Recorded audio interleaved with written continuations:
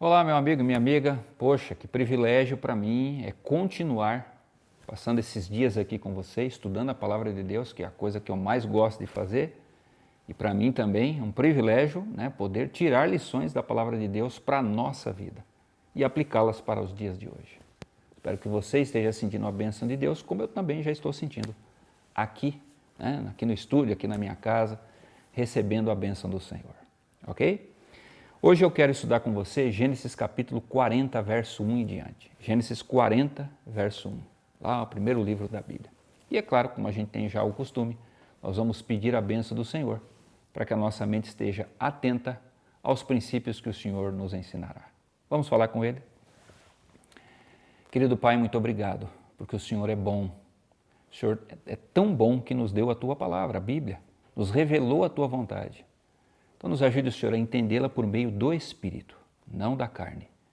Que dessa forma as transformações que nós precisamos, elas possam acontecer, para que o Espírito possa agir cada vez mais poderosamente em nós, nos usando, para levar o Teu Evangelho a todas as pessoas que estão ao nosso redor.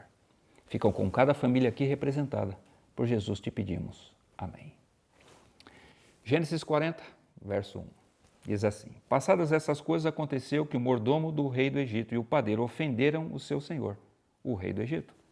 Indignou-se Faraó contra os seus dois oficiais, o copeiro-chefe e o padeiro-chefe. Mandou detê-los na casa do comandante da guarda, no cárcere onde José estava preso. O comandante da guarda pô-los a cargo de José, para que os servisse. E por algum tempo estiveram na prisão. E ambos sonharam. Cada um seu sonho na mesma noite, cada sonho com a sua própria significação, o copeiro e o padeiro do rei do Egito, que achavam-se encarcerados. Vindo José pela manhã, viu-os, e eis que estavam tristes, turbados. Então perguntou aos oficiais de Faraó, que com ele estavam no cárcere da casa do seu senhor: por que tendes hoje triste o semblante? Eles responderam: tivemos um sonho e não há quem o possa interpretar. Disse-lhes José: porventura não pertencem a Deus as interpretações? Contai-me o sonho. Querido, para mim esse texto ele tem um significado assim muito direto para a nossa vida espiritual. O tema é como você age diante dos dons, talentos e oportunidades que Deus te dá. Você pode usá-los para o bem ou pode usar para o mal. E tem gente que nem usar não usa, fica de forma passiva diante da vida. Então eu quero estudar com você a fidelidade do copeiro, ou do mordomo, e a infidelidade do padeiro. Tá? Primeira coisa, nesse capítulo você tem três personagens fortes, assim, bem claros. Primeiro você tem Faraó. Faraó aqui representa Deus. É aquele que governa, aquele que dita as regras, aquele que deve ser servido e, acima de tudo, aquele que decide a vida das pessoas. Faraó, ali representando a Deus. Você também tem um mordomo. O mordomo, o que a gente chama aqui também de copeiro. Qual era a função dele na corte? Ele servia a todos, ele cuidava das coisas do rei. De forma especial, era ele quem servia a comida ali à mão do rei. E era curioso, Havia muito costume de, infelizmente, se matar o rei com comida envenenada. Então ele primeiro provava o alimento. Se ele não morria, então o rei podia comer. Era esse o costume na época de José, na época da monarquia. Já o padeiro não, o padeiro ele provia o que as pessoas iriam comer. Então ele preparava o alimento em si. Duas pessoas da mais alta confiança de Faraó. Lembre-se de uma coisa, assim como eles eram mordomos de seu Senhor, eu e você fomos escolhidos como mordomos de Deus. A Bíblia diz claramente em Gênesis, não é por menos que foi o mesmo autor, que escreveu lá o capítulo 1 e capítulo 2 de Gênesis, foi o mesmo que escreveu aqui em Gênesis 40. Moisés diz o seguinte, que quando Deus faz o homem, Deus disse para o homem o seguinte: olha, lavre a terra, cuide de toda a terra é sua. Na verdade a terra é minha, mas eu estou dando para você cuidar. Eu e você fomos feitos para cuidarmos das coisas de Deus. Que privilégio a gente tem. Mas infelizmente o texto diz claramente que eles ofenderam ao seu Senhor. E não é a mesma situação nossa? A Bíblia diz que todos nós que nascemos nesse mundo, infelizmente, temos a natureza pecaminosa. Nós somos pecadores. Nós ofendemos o nosso Deus. E a Bíblia diz mais claramente ainda, Paulo, em Romanos, O salário do pecado é o quê? É a morte. Nós estamos presos e mortos nos nossos delitos. Assim como aqueles homens estavam, todos nós espiritualmente estamos diante do nosso Deus. Mas o mais maravilhoso de tudo, queridos, é que o Evangelho mostra o seguinte, que a gente não fica entregue à nossa miséria. Não, nunca. Deus não nos deixa sozinhos. Deus vem em nosso socorro, Deus vem para nos ajudar. E no texto aqui, eles foram colocados sobre a liderança de José. Eu e você também temos o privilégio de convivermos com os homens que Deus colocou nesse mundo, os homens dele, os servos dele, que vão nos dar sua palavra, que vão nos ensinar sua palavra, que vão orar conosco, que vão dar bons conselhos e orientações.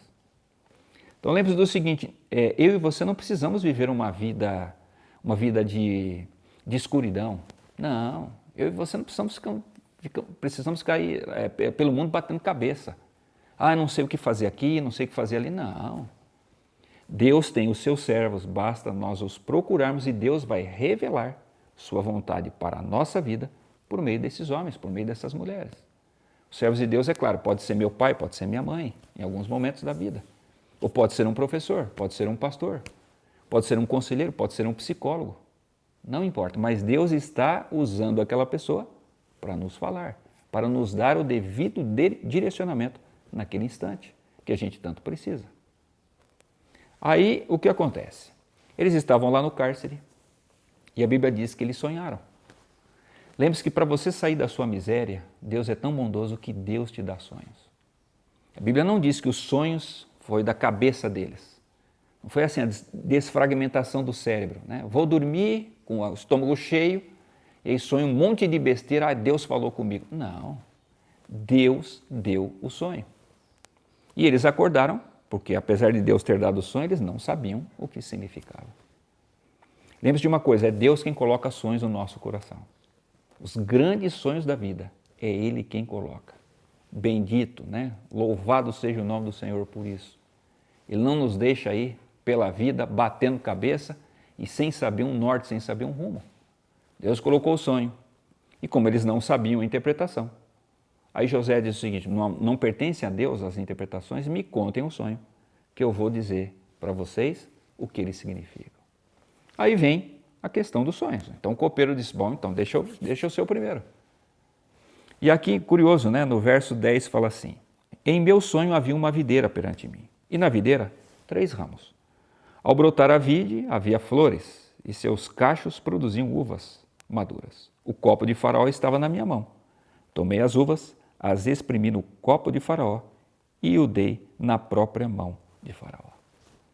O que esse sonho queria significar? Lembre-se, a vide da uva. E depois a uva dá o quê? O suco de uva. Na Bíblia, o suco de uva representa o quê, queridão? O sangue de Cristo vertido por nós. Por isso que a maior cerimônia que nós temos no cristianismo é a Santa Ceia. Tá certo? Que nós devemos participar regularmente dela. Outra coisa, ele diz assim, brotou. Claro, né? Não dependia isso dele.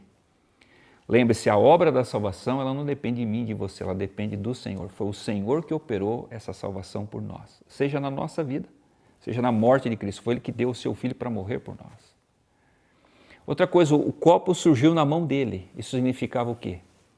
O faraó o restituiu à sua condição anterior. Apesar dele ter ofendido ao seu Senhor, a misericórdia do faraó disse, não, vamos fazer uma coisa, eu vou te perdoar e você vai voltar a me servir. E aí ele tomou as atitudes que devia. Tomou o copo, pegou as uvas, espremeu e serviu o rei. José diz claramente, daqui a alguns dias, você vai ser restituído à sua função anterior. E você vai voltar a servir o faraó e fazer tudo aquilo que você fazia. Querido, para mim e para a sua vida espiritual, Deus também faz isso. Primeiro, Deus quer que nós reconheçamos o sacrifício de Jesus.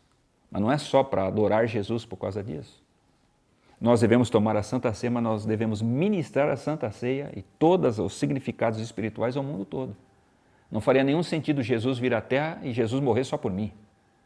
Eu tenho que levar essa mensagem para todo mundo. Eu tenho que fazer o que o copeiro fez. Já que essa bênção está nas minhas mãos, eu vou viver para servir a todos. Nós somos escolhidos para isso. E lembre-se, né? A Bíblia mostra claramente Deus restituindo homens e mulheres a essas funções, a função da pregação do Evangelho. Moisés, ele sabia, eu fui escolhido para tirar o povo de Israel do Egito. Aí ele vai, né? Com 40 anos eu vou tirar no braço. Claro que não deu certo. Passou 40 anos lá morando com o sogro. Quando Moisés tinha 80 anos, Deus se revela ali na sarça, queimando. E Deus fala assim, Moisés, você vai, agora é o momento. Não, Senhor, olha, isso já passou. Não. É você, eu escolhi você e eu quero cumprir a missão com você. O livro de Hebreus diz o seguinte, que Moisés abandonou tudo, abandonou a glória do passado, abandonou a glória que estava reservada para ele como descendente lá, né, dos faraós, porque ele foi adotado, deixou tudo para servir a Deus e servir a sua igreja no mundo. Mesma coisa aconteceu com Pedro. Pedro negou Jesus 3 vezes. Não merecia ser um apóstolo. Mas Jesus, ressurreto, vai lá na beira do mar e diz assim, Pedro, é você. Apacenta os meus cordeirinhos. Foi trazido de volta à missão. A mesma coisa aconteceu com Paulo. Paulo perseguindo a igreja. Jesus vai ao encontro dele, ali na estrada de Damasco. Diz o que para ele? Paulo, quem você está perseguindo não são as pessoas, é a mim. Mas eu escolhi você para ser o apóstolo aos gentios. Paulo abandona a carreira que ele já tinha como certa, que era ser o mais poderoso rabino da história de Israel. Isso não ia ser só posição, isso também seria vantagens financeiras. Paulo abandona tudo isso para servir Jesus, viveu aquela vida, né, que nós sabemos, não foi fácil. Quantas vezes apedrejado, quantas vezes em naufrágio. Morreu decapitado, mas morreu feliz. Ele vai dizer no final da sua vida, combati o bom combate, guardei a fé, fiz tudo aquilo que me estava à disposição para servir a meu Senhor. Aí o padeiro olha para isso e fala assim, opa, peraí, se foi tão bom para ele, vai ser bom para mim também. Lembre-se de uma coisa, queridão, a vida não é assim. Deus é justo, mas a minha vida depende das decisões que eu tomo. Aí o padeiro disse, olha, José, então vou te contar o meu sonho, está aqui, né, do verso 16 em diante. Eu também sonhei e eis que 3 cestos de pão, alvos, estavam sobre a minha cabeça. No cesto mais alto havia de todos os manjares de Faraó, arte de padeiro. E as aves do céu, as aves comiam do cesto na minha cabeça. Então lhe disse José a interpretação, olha, os 3 cestos são 3 dias. Dentro de 3 dias Faraó te tirará fora a cabeça e te pendurará no madeiro. E as aves te comerão as carnes. O que esse sonho significava espiritualmente, fazendo aplicação para nós? Você sabe que no Evangelho, pão significa o quê? Pão sem fermento, o corpo de Cristo dado na cruz por mim e por você. É para alimentar a nossa vida espiritual. Só que o que acontece? Nós temos que ministrar esse pão a todas as pessoas, nós temos que levar Jesus. Elas precisam saber da vida, da morte, da ressurreição, que Jesus está no céu. Jesus deixou claramente isso lá na multiplicação dos pães, né? Não foram os discípulos que multiplicaram, mas eles receberam o pão nas mãos. Jesus falou, olha, agora, senta todo mundo aí e agora vocês vão servir as pessoas. E Jesus multiplicou tanto que ainda as pessoas levaram para casa. Só que o que acontece? O padeiro tinha os pães sob a sua cabeça. Significa o evangelho aprendido. Mas as aves do céu vinham e comiam os pães. Lembre-se, querido, existem alguns de nós que somos extremamente passivos diante da vida. Os pães estavam ali e ele não conseguia enxotar, ou então não fazia nada para que as aves não comessem os pães. Por isso que o faraó falou assim, olha, não dá para você ser meu líder. Nunca mais quero ver você. E mandou decapitá-lo. Você nunca vai ser líder na minha causa. Lembre-se, querido, que Deus espera de mim e de você que nós trabalhemos, que nós gastemos a nossa vida pelo Evangelho. Mas alguns de nós queremos viver uma vida confortável. Ó, Senhor, até acredito no Senhor, eu vou lá tomar uma santa ceia, mas pagar o preço do Evangelho, Senhor, não conta comigo para isso. Pior, alguns de nós deixamos que aves comam o Evangelho. Qual a aplicação disso? Lembre-se, Sansão, ele deixou que aves tirassem a missão da sua vida. Quais eram as aves da vida de Sansão? Eram as mulheres. Sansão era um homem forte, um homem cheio de Espírito Santo, mas era só passar um rabo de saia. O bichão ficava doido. ir atrás das mulheres. O que aconteceu com ele? E você sabemos. Furaram seus olhos, né, por causa daquele episódio ali com Dalila. Passou a empurrar uma pedra, aquela pedra, né, que moía ali o trigo. E assim, para que a sua vida não fosse totalmente perdida, ele disse: Senhor, que morra eu com os meus inimigos, mas me dá força para eu destruir esse templo aqui. E pelo menos fazer com a minha vida, né, algo que vai honrar o teu nome. Jogou a vida fora por causa das mulheres. A Bíblia menciona, por exemplo, o caso de Demas. Paulo diz assim: olha, Demas amou o presente século. Ele amou tanto que ele me abandonou e me deixou aqui pregando o evangelho sozinho.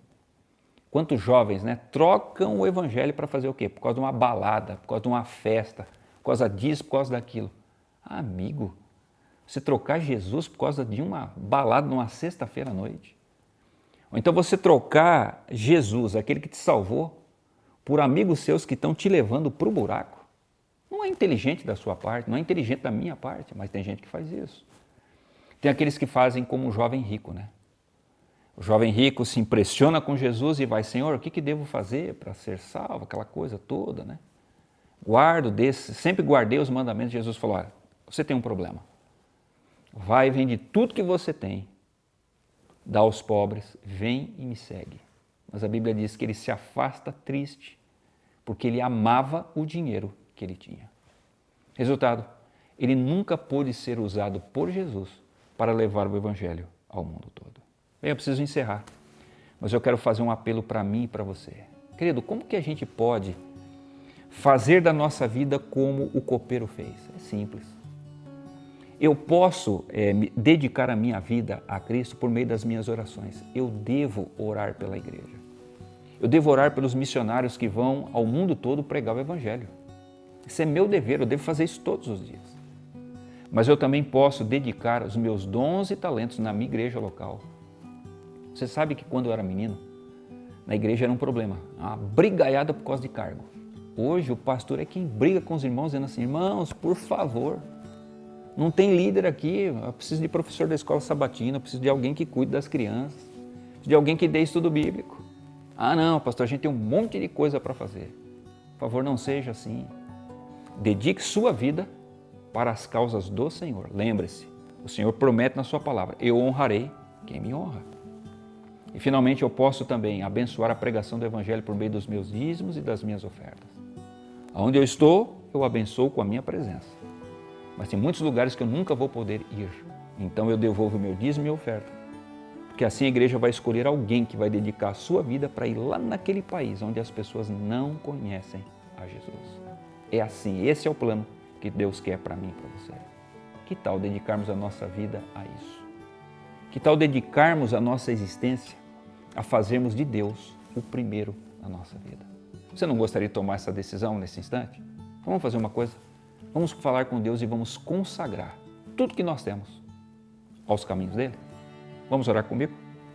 Querido Pai, muito obrigado porque o Senhor nos deu grandes oportunidades e para essas oportunidades o Senhor já nos capacitou.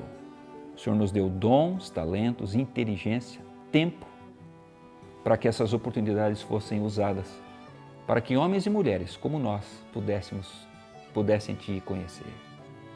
Eu quero entregar, Senhor, a minha vida, o tempo que ainda me resta neste mundo, para pregar o evangelho a todas as pessoas que eu conhecer.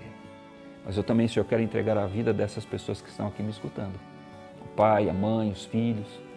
Talvez alguns estão com netos ali, seja na cama, seja na sala, eu não sei.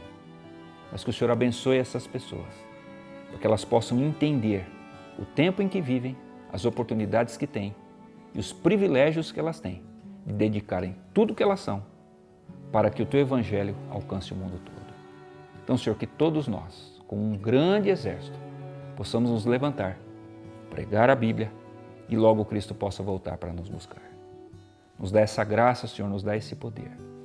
Se alguém, Senhor, neste instante, durante a sua vida, está deixando que as aves venham e comam o Evangelho, que essa pessoa, Senhor, em nome de Jesus Cristo, possa se afastar dessas aves tão nocivas, possa saber se dedicar inteiramente a Ti, para que um dia possa escutar dos Teus lábios: bem está, servo bom e fiel. Foste fiel no pouco, sobre o muito te colocarei. Entra no prazer do Teu Senhor. nos dá esse privilégio. É o que nós pedimos em Jesus, o nosso Salvador. Amém, Senhor. Obrigado pela sua atenção, queridão. Deus abençoe você e sua família. Sucesso e até a próxima.